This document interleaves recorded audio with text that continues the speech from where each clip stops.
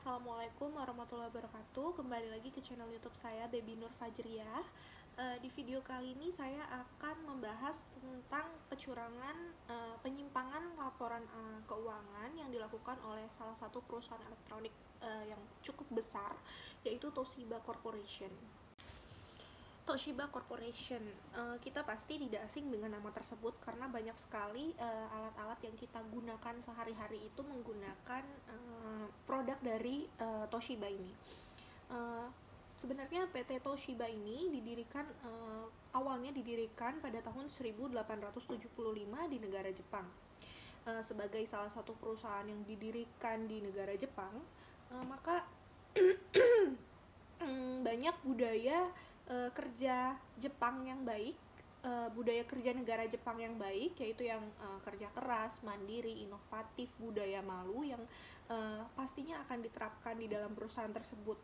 Namun pada tahun 2014 lalu ada berita yang cukup mengejutkan kita semua karena PT Toshiba ternyata melakukan penyimpangan terhadap penyajian laporan keuangannya.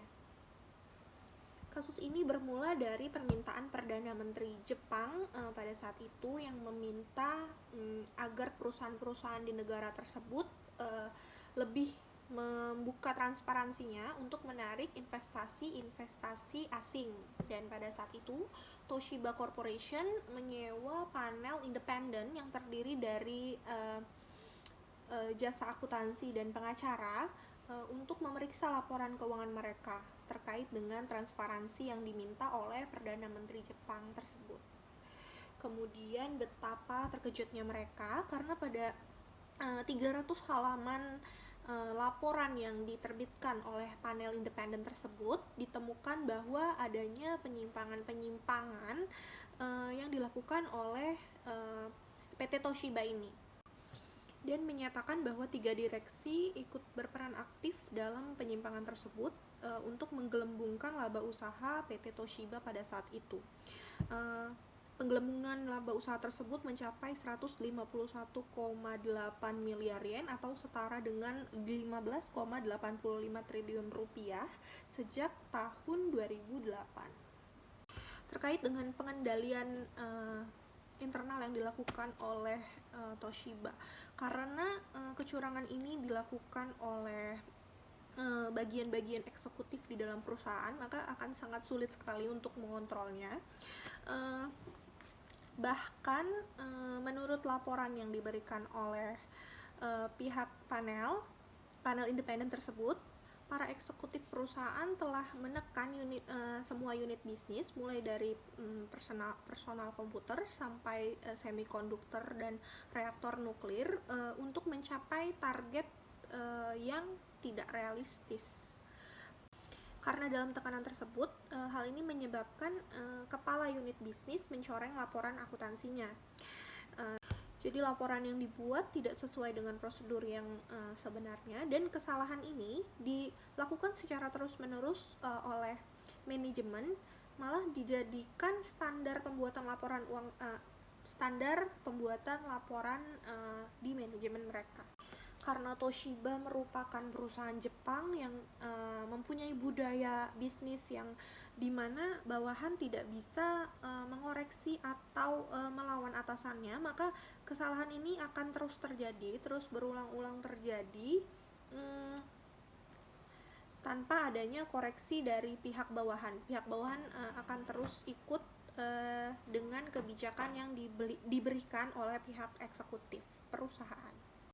Dan akibat dari pengungkapan kasus penyimpangan akuntansi tersebut, 3 direksi yang bersangkutan tersebut akhirnya mengundurkan diri, disusul dengan turunnya saham Toshiba di pasar saham sekitar 20%.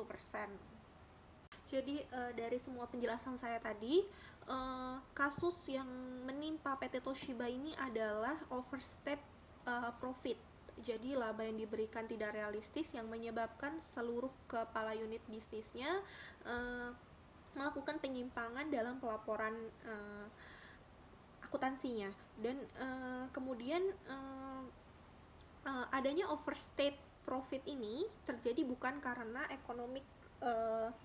masalah ekonomi, tapi karena non ekonomik yang disebabkan oleh budaya kerja di perusahaan tersebut, bahwa bawahan tidak bisa mengoreksi atau melawan terhadap atasannya. Nah, kali ini saya akan menjelaskan tahapan audit apa saja yang akan saya lakukan jika saya bertindak sebagai auditor eksternal untuk PT Toshiba. Hal pertama yang akan saya lakukan yaitu saya akan menjalankan tahap audit penilaian risiko atau risk assessment. Ini merupakan tahapan yang paling penting dalam proses audit. Di dalam penilaian risiko ini ada beberapa hal yang akan saya lakukan. Yang pertama, saya akan meminta keterangan dari seluruh staf-staf terkait dan juga kepala unit bisnis termasuk direksi tentang bagaimana cara kerja manajemen dalam memberikan laporan mereka. Dari tahapan permintaan keterangan ini, saya selaku auditor akan mendapatkan informasi mengenai apakah salah saji yang terjadi ini merupakan kesalahan yang tidak disengaja ataupun kesalahan yang memang disengaja. Tahapan berikutnya adalah prosedur analitis. Di dalam prosedur analitis ini, saya selaku auditor akan mengetahui jenis, sifat, dan waktu proses audit apa, prosedur audit apa yang akan saya lakukan terhadap PT Toshiba. Di dalam prosedur analitis ini, yang pertama saya lakukan adalah mereview rasio laporan keuangan. Mereview dengan cara membandingkan laporan keuangan pada saat itu dan pada masa lalu. Dengan melakukan itu, saya dapat mengetahui apa perbedaan dan perbandingannya. Kemudian saya juga akan hal berikutnya yang saya lakukan adalah menganalisa tentang grafik penyerapan anggaran yang dilakukan oleh satuan kerja. Jadi dalam setiap satuan kerja, saya akan memperhatikan bagaimana penyerapan dana yang mereka lakukan.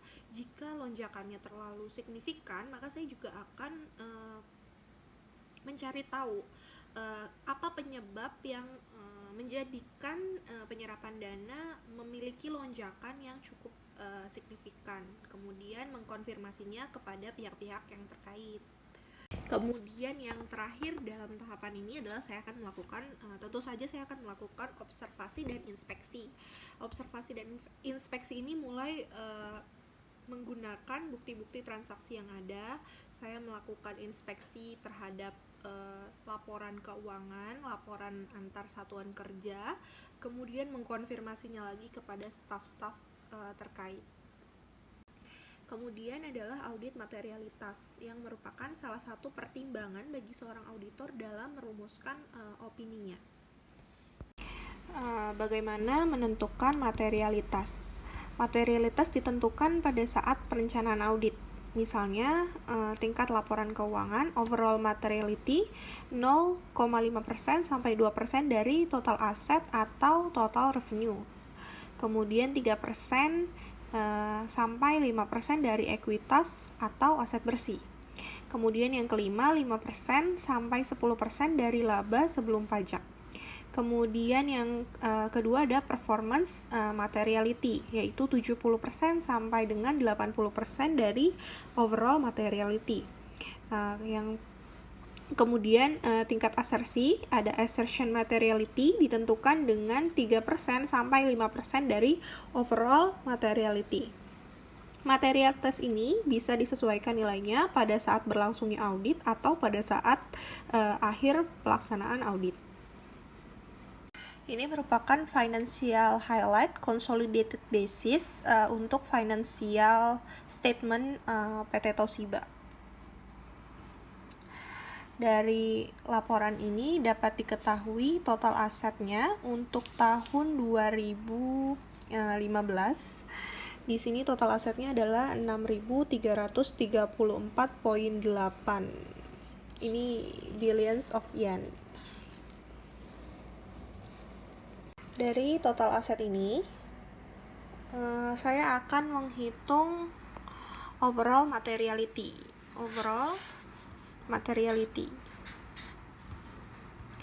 Seperti penjelasan saya yang tadi sebelumnya, untuk menghitung overall materiality, maka presentasinya 0,5% sampai 2% dari total aset atau total revenue.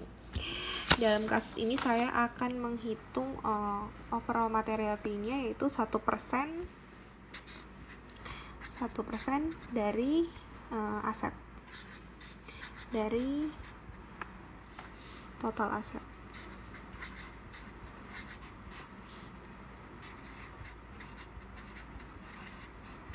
Oke. 1% dikali total asetnya yang kita ketahui adalah 6.334 6.334.8, sorry. 6.334.8. Maka ditemukan 63.348. Ini adalah overall materiality. Kemudian saya akan menghitung performance materiality, yaitu 70% sampai 80% dari overall materiality. Dalam hal ini saya akan menggunakan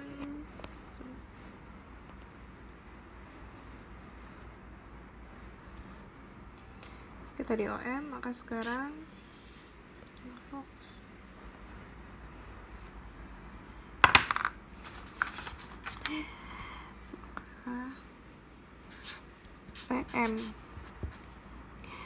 PM-nya adalah 80% dari OM yang tadi kita temukan yaitu 63.348.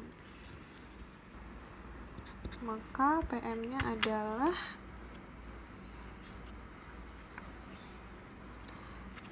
80% dikali 63.348 sama dengan 50.68. Ini untuk PM-nya adalah assertion materiality dari 3% sampai 5% dari overall materiality. Oke. Berarti AM sama dengan 3% dari 50.68 dikali 3% sama dengan 1.52. Ini adalah AM. Berikut adalah perhitungan saya untuk audit materialitas dengan menggunakan data laporan keuangan milik PT Toshiba tahun 2015. Saya rasa cukup sekian penjelasan saya mengenai kasus penyimpangan akuntansi yang dilakukan oleh PT Toshiba. Kurang lebihnya saya mohon maaf karena saya juga masih belajar. Wassalamualaikum warahmatullahi wabarakatuh.